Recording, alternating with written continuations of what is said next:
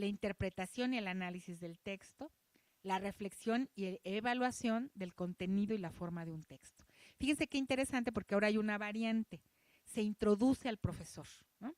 Que es la enseñanza comunicativo, didáctica y pedagógica, ¿sí? Las tres dimensiones. Entonces, esto es, para esta maestría, esto es fundamental. O sea, es tratar de reconocer la relación entre la enseñanza y la competencia, porque ahí estamos relacionando al docente y al estudiante, que son como los tipos de objeto ideal. Fíjense que hay una especie de, una tendencia, diría yo, en la investigación educativa, que hay un abuso de investigaciones que solo se centran en el docente como único actor.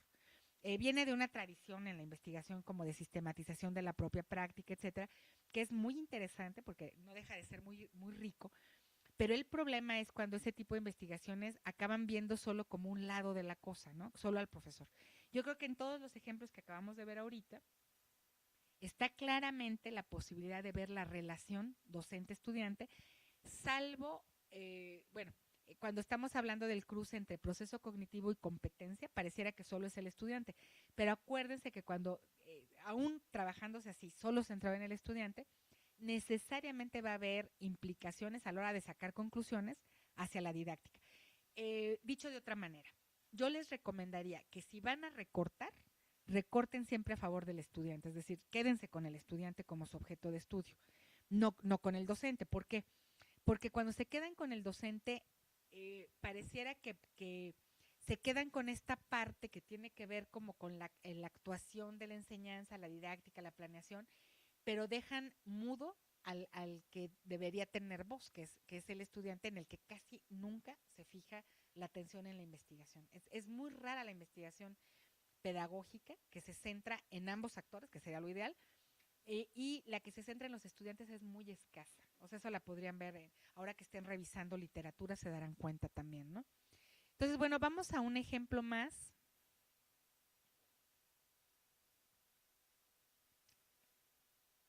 Ese es el de tecnología.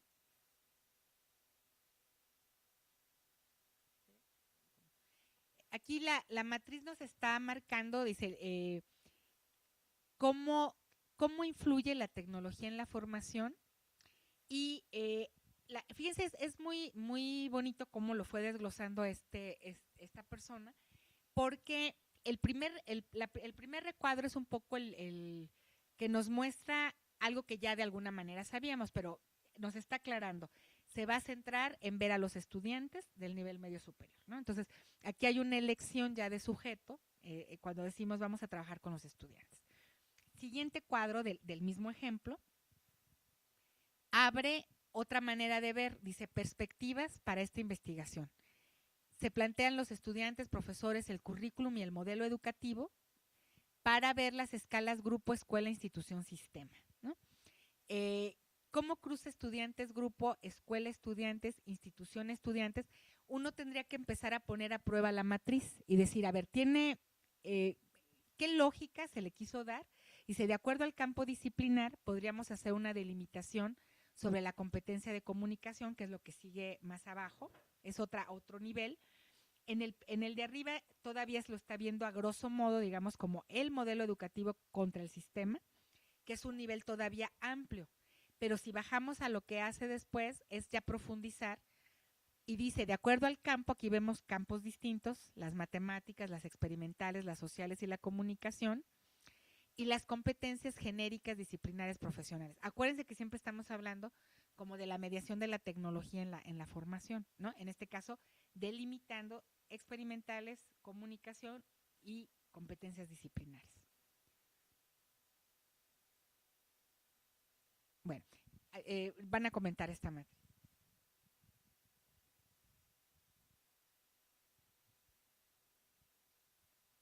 Yo creo que el ejemplo anterior nos puede dar una, una vista de las posibilidades que podemos hacer con las matrices, ¿no? Yo creo que este ejercicio nos va planteando como paso a paso, digo, es parte de lo que a mí me gusta, digo, quiero entender y quiero creer, porque al menos aquí se alcanza a percibir esto, O sea, empieza a delimitar. Precisamente yo creo que esa es como la riqueza de este ejemplo. Porque decir, a ver, ¿dónde estoy ubicado? Ok, entonces yo quiero trabajar ¿dónde? A nivel básico, a nivel medio, a nivel superior y con quiénes, ¿no? O sea, digo, que esto ya se dijo, pero es el proceso que a veces nosotros seguimos, ¿no? Entonces aquí lo que a mí me dice esta tabla es la persona que hizo esto, pues al menos se planteó y se empezó a ver desde dónde lo quiere, desde dónde quiere empezar a delimitar su proyecto, ¿no? O sea, entonces es cuando dices, bueno, va teniendo una idea como clara, ¿no? Decir, bueno, pues me sitúo en el nivel medio superior, el nivel superior, pero ahora desde dónde, ¿no? Entonces, ¿y a quiénes, a qué grupo, a qué escuela, a qué institución o a qué sistema? Y dónde yo empiezo a ver esta perspectiva considerando a los profesores, estudiantes, la parte curricular y este cómo lo vas entrando. De hecho, es muy interesante en la tabla de perspectivas que la parte del modelo educativo es la única relación que tienes en función con el sistema, ¿no? Que a lo mejor esto podría también ser parte de una discusión, pero lo importante es dónde lo está planteando, ¿no? Si se fijan, se está cargando hacia tres cruces, ¿no? Cómo lo va vinculando y que si vemos esto y lo comparamos con las dos tablas anteriores, tiene una lógica casi perfecta, ¿no? Ahora, ¿desde dónde lo va a plantear? Y yo creo que entonces aquí ya es cuando dice bueno, a lo mejor estoy poniendo palabras que no son, pero es decir, el sujeto dice, bueno, lo voy a plantear desde las ciencias experimentales y desde las ciencias de la comunicación, desde la parte de la comunicación en determinadas competencias, ¿no? Entonces, creo que es una riqueza porque este trabajo nos va planteando como las posibilidades que podemos hacer. Tablas podríamos hacer 50 a lo mejor, pero cada una de esas tablas nos va a ir diciendo la parte del proceso que va usando, ¿no?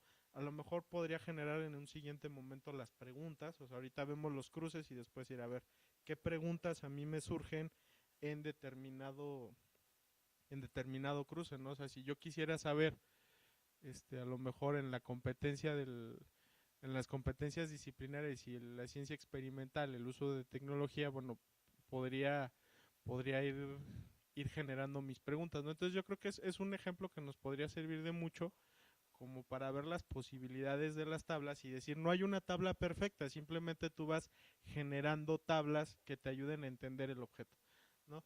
Y bueno, esta última tabla creo que también es un buen ejemplo de todo lo anterior que hemos estado platicando, porque empieza a relacionar, bueno, podemos empezar por la pregunta, cómo el docente de la preparatoria del bachillerato general por competencias puede contribuir de manera significativa a la reducción del índice de reprobación a través de estrategias pedagógicas y didácticas que corresponden a la forma de aprendizaje de los estudiantes. A ver, de repente la pregunta en este caso está demasiado abierta porque podemos identificar bastantes objetos, ¿no? O sea, primero reducir el índice de reprobación, ¿no? Y después dice, bueno, entonces esto ya no está diciendo, o al menos la persona que dice que trabajó esta pregunta dice, bueno, entonces para bajar el índice de reprobación, pues lo lógico podrían ser estrategias pedagógicas, ¿no? Entonces yo me pregunto, pues, si las estrategias pedagógicas fueran la solución, pues ya para qué hacemos investigación, ¿no? Ahora, ¿y cómo esto corresponde a la forma de los aprendizajes de los estudiantes? Entonces, ahí yo creo que la primera tarea que tendríamos que hacer aquí es como empezar a identificar a qué nos queremos enfocar de todo este problemón, vamos a decirlo así, que se nos presenta aquí, ¿no? Entonces, primera tarea, habría que hacer esa delimitación y precisamente eso nos va a ayudar la tabla. Vamos analizándola, dice, bueno, causas de la reprobación, ¿no? Y entonces él dice, bueno, puede ser a nivel cognitivo, emocional, relevancia de los contenidos, social y estrategias de aprendizaje. No sé si a ustedes les brinca, a mí lo primero que me brinca es que estamos hablando como de situaciones centradas en el sujeto y de repente le aventamos la pelotita a las estrategias de aprendizaje, ¿no? Entonces, no sé si ustedes lo alcanzan a percibir, pero estrategias de aprendizaje entra como muy forzada en estas categorías que se están empleando aquí, ¿no?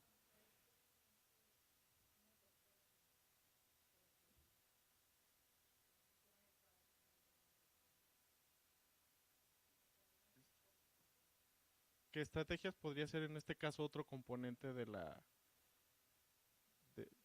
del objeto, ¿no? Entonces, por eso habría como que empezar a delimitar como estos cruces, ¿no? Entonces, aquí, bueno, la parte cognitiva con la parte pedagógica, la parte didáctica y la parte de relevancia y pertinencia de la formación docente. Entonces, digo, creo que es muy interesante cómo en esta misma estructura, digo, el esquema que está detrás nos dice dónde está como la herradura, ¿no? De por dónde lo piensa abordar, que es a nivel cognitivo y a nivel de contenidos. Entonces,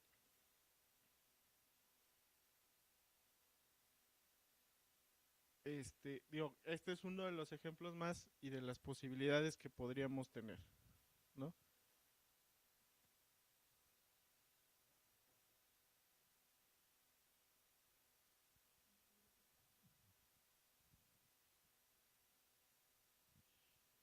Bueno, quería mencionar, este cuadro tomó la forma de uno de los que les presenté en uno de los videos, en el que en realidad tenemos dos ejes verticales y un eje horizontal, ¿no?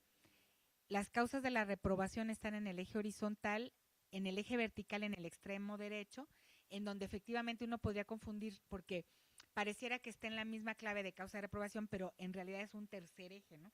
Se está representando. Es difícil verlo porque era lo que les comentaba yo en el video de que eventualmente uno podría cruzar aquí las causas de reprobación que están en el estudiante. Si se fijan, es lo cognitivo, lo emocional, son del estudiante.